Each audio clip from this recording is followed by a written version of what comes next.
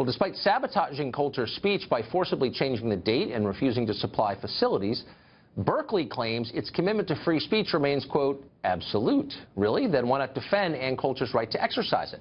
Aaron Hanlon is an assistant professor at Colby College in Maine. He just wrote a piece for the New Republic saying that colleges have a right to make what he calls value judgments by blocking speakers they disagree with. Professor Hanlon joins us tonight. Professor, thanks for coming on. Thanks very much for having me, Tucker.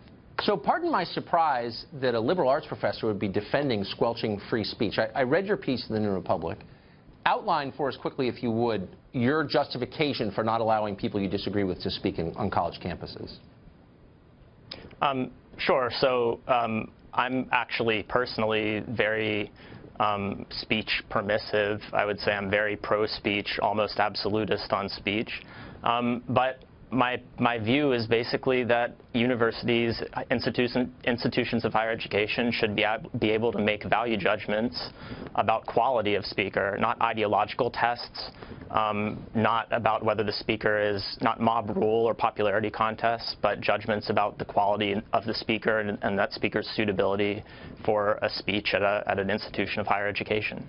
Okay, so free speech, and it has been defined pretty precisely by the Supreme Court, is not curtailed by other people's views of it. In other words, you have an absolute right to say what you think, to deliver your political opinions in public. And the truth, as you know, is that colleges abridge that freedom of speech on the basis of political preference. They don't like people for their views, for their conservative views, and so they prevent them from speaking. Why would you defend that?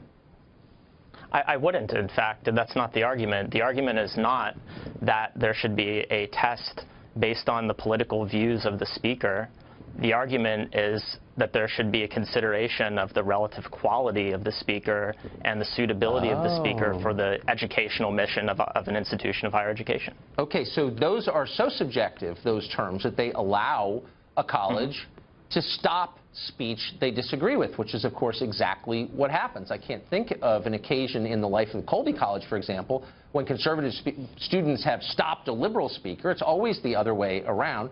So what are the criteria? Why is Ann Coulter, for example, who's raising big public policy issues, immigration, why is she not suitable?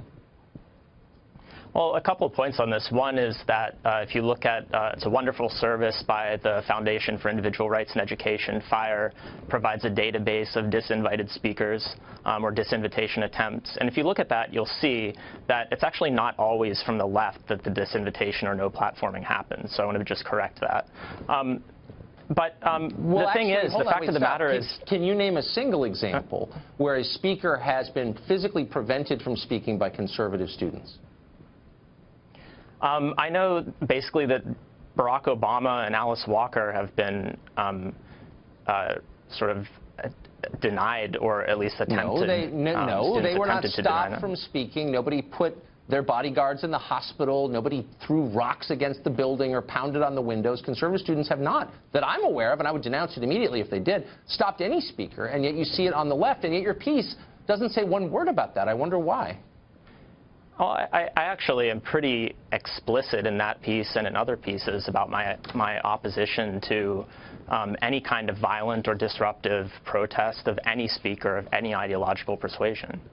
Right, so I wouldn't defend any of that type of action. And at Berkeley, of course, the conflict is not just left-wing radicals being violent. It's also right-wing radicals putting on body armor and coming there for a fight as well. Okay, but the right-wingers, to the extent they exist, are not the ones who stopped a series of speakers from speaking. They were 100% on the left. And you don't mention that in your piece, and you don't suggest any punishment for those people. If you're a near free speech absolutist, as you claim you are, what should happen to people who prevent someone from expressing his or her political views? Well, as I've said and as I've made very clear in my public writing, I do not support anybody of any ideological persuasion forcibly shutting down speech. The issue is that conservative groups on campus have intelligently discerned a strategy whereby they invite speakers who are deliberately provocative, often not interested in actually debating ideas and fulfilling an educational mission in their visits to an institution. They invite those speakers, and quite frankly, a lot of people on the left fall into that trap. Wait, so So really, you're blaming the victim here because people are, quote, deliberately provocative. Can you hear yourself? You're a college professor, and you're against intellectual debate that's, quote, deliberately provocative. Shouldn't it be deliberately provocative? Intellectually provocative, I mean, intellectual debate was the word that you used, but I don't think I would characterize Milo putting up pictures of students and professors at his talk and making fun of them as intellectually provocative. That's provocative. And there are plenty of places that students, faculty, and anybody else can go to get provocation that's not particularly well thought out. I mean, that's what the internet is for. So should we then turn our institutions of higher education into a kind of Wild West style sort of recapitulation of the internet? You should allow some diversity of views, and you don't. And so you're saying basically these people's views aren't worthy of hearing. We're editing them out. Why not burn their books? Why is it different, what you're suggesting? No, it's a serious question. Because you can read their books. No, I take the question seriously. I mean, the point is that a college has a mission that extends beyond simply provoking students with whatever material is out there. There's no ban on students reading Ann Coulter's books. But there's a ban there's no ban on students getting involved in any kind of politics. There's a ban on hearing Ann Coulter on campus. And colleges, as you know, blame the speaker for inciting the violence of others who disagree. And I guess my question, as someone who says he supports free speech, where is the punishment for the people who are prohibiting the exercise of free speech? Why aren't you mad at them? You seem to be blaming the people who dare to have ideas you don't agree with. Oh, I mean, I'm of course mad at people who are shutting down speech forcibly, right? What should happen to them? I think that should they be expelled?